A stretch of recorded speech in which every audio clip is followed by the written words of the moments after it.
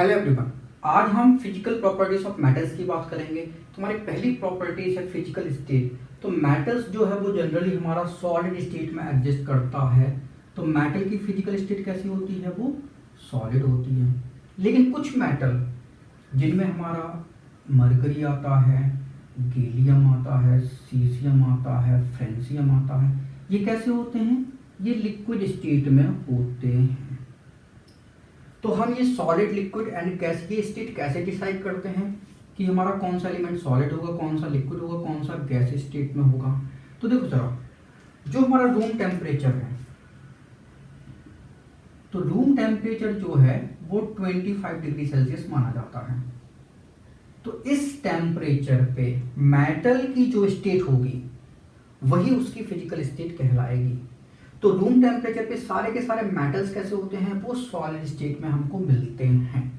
लेकिन उनमें से केवल एक मेटल जो हमारा मरकरी होता है वो रूम टेम्परेचर पे लिक्विड स्टेट में मिलता है। उसका रीजन ये है कि मरकरी का मेल्टिंग पॉइंट -38 डिग्री सेल्सियस होता है। तो ये मेल्टिंग पॉइंट मरकरी का कितना है? -38 डिग्री सेल्सियस है। जो हमारे गैलियम, सीजियम एंड फ्रेंसियम है, ये रूम टेम्परेचर पे तो सॉलिड स्टेट में होते हैं, लेकिन चूंकि इनके मेल्टिंग पॉइंट जो है वो रूम टेम्परेचर 25 डिग्री सेल्सियस के कैसे हैं?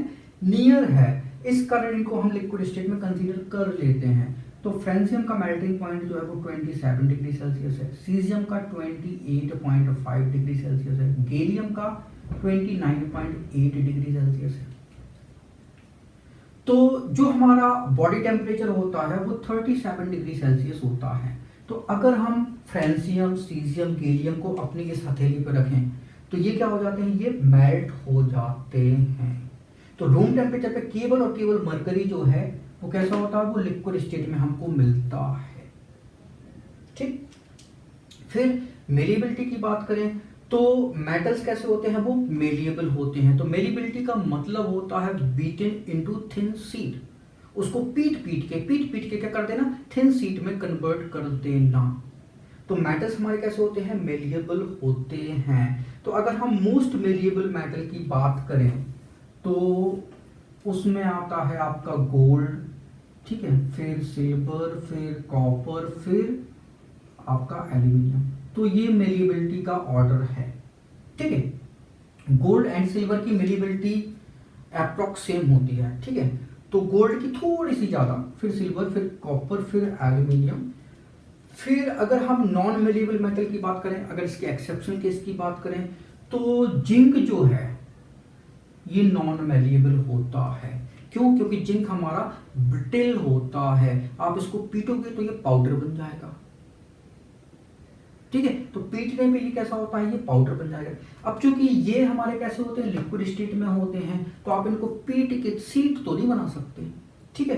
तो आपका मरकरी, गैलियम, सीजियम, फ्रेंसियम ये भी कैसे होते हैं? ये नॉन मेलिएबल में आते हैं। फिर आपका जो आपका सोडियम, पोटेशियम है, ये कैसे होते हैं? बहुत सॉफ्ट होते हैं, तो आप इनकी भी थिन शीट नहीं बना सकते। तो ये भी नॉन मेलिएबल में कंसीडर किए जाते हैं। ठीक।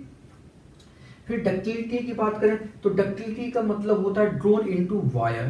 तो थिन वायर अगर बन रहा है तो प्रॉपर्टीज कैसी होगी? डक्टिलिटी होगी। तो डक्टाइल प्रॉपर्टीज का मतलब है कि थिन वायर बनाना। तो गोल्ड, सिल्वर, कॉपर, एल्यूमिनियम, इनके थिन वायर हम बना लेते हैं। इस कारण ये हमारे मोस्ट डक्टाइल मेटल कहलाते हैं। अब ये जो हमारे जिंक, मरकरी, गैलियम, सीजियम ये तो लिक्विड स्टेट में होते हैं, तो डक्टाइल तो होंगे नहीं। सोडियम, पोटेशियम ये बहुत सॉफ्ट होते हैं, इस कारण इनके भी थिन वायर नहीं बना सकते। तो ये हमारे कैसे होते हैं? नॉन डक्टाइल मेटल होते हैं।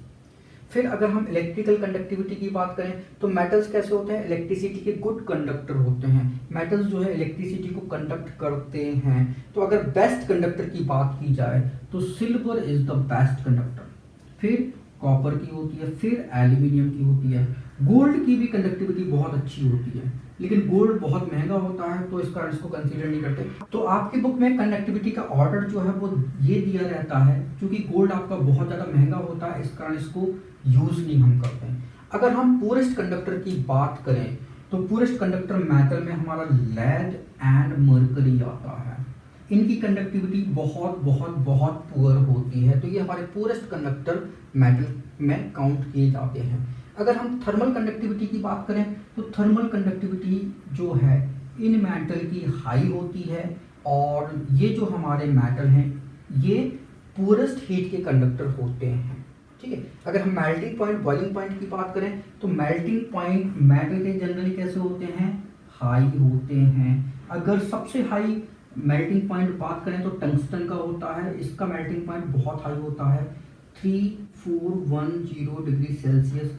और अगर हम मेल्टिंग पॉइंट सबसे लो मेल्टिंग पॉइंट तो आपका मरकरी का होता है, कितना होता है -38 डिग्री सेल्सियस। ठीक है, तो टंगस्टन का मेल्टिंग पॉइंट बहुत बहुत बहुत हाई होता है, तो हाईएस्ट मेल्टिंग पॉइंट में हमारा टंगस्टन ही आता है और लोएस्ट मेल्टिंग पॉइंट में आपका मरकरी आता है। ठीक है, फिर हमारी अगली प्रॉपर्टीज है हार्डनेस। तो मेटल्स हमारे कैसे होते हैं, हार्ड होते हैं। तो हार्ड मेटल में आपका आयरन, कॉपर, एल्यूमिनियम, ये सारे के सारे मेटल कैसे होते हैं, हार्ड होते हैं। लेकिन अगर हम सॉफ्ट मेटल की बात करें तो देखो जरा, मरकरी, गैलियम, सीजियम, फ्रेंशियम कैसे होते हैं, लिक्विड में होते हैं। सोडियम, पोटेशियम सॉफ्ट होते हैं, तो ये सॉफ्ट मेटल में आएगा। Mercury, caesium, gallium, francium, sodium, potassium, ये सभी कैसे होते हैं, सॉफ्ट मेटल होते हैं। सोडियम, पोटेशियम तो इतने सॉफ्ट होते हैं जैसा पनीर का पीस होता है वैसे ही आपका सोडियम पोटेशियम होता है। पनीर को आप नाइफ से कट कर सकते हो, सोडियम पोटेशियम को भी आप नाइफ से कट कर सकते हो। फिर टेंसाइल स्ट्रेंथ की बात आती है, तो मेटल की टेंसाइल स्ट्रेंथ कैसी होती है, हाई होती है। टेंसाइल स्ट्रेंथ का मतलब है कि होल्ड लार्ज वेट। ठीक है, तो मेटल जो है वो लार्ज वेट को क्या कर सकते हैं, होल्ड कर सकते हैं। क्रेन में लार्ज वेट को होल्ड किया जाता है, तो क्रेन का जो वायर होता है वो किसका बना होता है, स्टील का बना होता है। तो स्टील तो हमारा एलॉय है, तो स्टील में आयरन जो है वो मेन पार्ट होता है, तो आयरन की टेंसाइल स्ट्रेंथ बहुत ज़्यादा होती है। अगर हम स्टेनलेस स्टील की बात करें तो स्टील में आयरन, क्रोमियम एंड निकल ये कॉम्पोजिशन होता है। तो स्टील वायर की टेंसाइल स्ट्रेंथ जो है वो बहुत बहुत बहुत ज़्यादा होती है। फिर लस्ट्रस की बात होती है, तो मेटल्स हमारे कैसे होते हैं, लस्ट्रस होते हैं। और अगर आप नॉन लस्ट्रस मेटल की बात करो तो ऐसा तो कोई मेटल नहीं है कि जिसमें लस्ट्रस ना हो। लेकिन अगर आप लेड की बात करते हो, ठीक है, ये इसकी साइन कैसी होती है, डल साइन होती है। लेकिन अगर आप इसका फ्रेश पीस लो, ठीक है, इसको आप कट कर दो, तो कट सरफेस जो है वो कैसी होती है, वो लस्ट्रस होती है। ऐसे ही हमारा सोडियम, पोटेशियम, इसकी कट सरफेस कैसी होती है, लस्ट्रस होती है। तो मेटल्स जनरली कैसे होते हैं, लस्ट्रस होते हैं, नॉन लस्ट्रस कोई नहीं होता। फिर हमारी अगली प्रॉपर्टीज है सोनोरस। तो मेटल्स हमारे कैसे होते हैं, सोनोरस होते हैं, एक्सेप्ट तो नॉन सोनोरस मेटल जो है वो हमारा mercury, gallium, caesium, francium, sodium, potassium. ठीक है, तो ये हमारे कैसे होते हैं, नॉन सोनोरस होते हैं। डेंसिटी की अगर हम बात करें तो डेंसिटी मेटल्स की होती है हाई। ब्रिटलनेस की बात करें, ब्रिटलनेस का मतलब होता है कि पाउडर बना देना थ्रू हैमर। तो हैमर से पीट पीट के उसको क्या कर देना, पाउडर बना देना। तो मेटल्स हमारे कैसे होते हैं, नॉन ब्रिटल होते हैं, ये पाउडर नहीं बन पाते हैं। ठीक है, तो नॉन ब्रिटल होते हैं। एक्सेप्ट जो हमारा जिंक होता है वो हमारा कैसा होता है, ब्रिटल होता है। ठीक है, जिंक को आप हैमर के थ्रू पाउडर में कन्वर्ट कर सकते हो। ठीक है, तो इसको पीट पीट के आप पाउडर बना सकते हो, जबकि मेटल्स में ऐसा नहीं होता है। अगर हम बेस्ट सोनोरस मेटल की बात करें तो वो एक एलॉय होता है। ठीक है, ठीक है, जिसको कि हम क्या बोलते हैं, बेल मेटल बोलते हैं। और ये हमारा कॉपर एंड टिन का एलॉय है। तो ये हमारी फिजिकल प्रॉपर्टीज हो गई मेटल्स की। Thank you so much for watching this video. अगर वीडियो अच्छा लगा तो इसको लाइक करें, इसको शेयर करें। अगर आपने हमारे चैनल को अभी तक सब्सक्राइब नहीं किया तो प्लीज इसको सब्सक्राइब करें। Thank you once again for watching this video.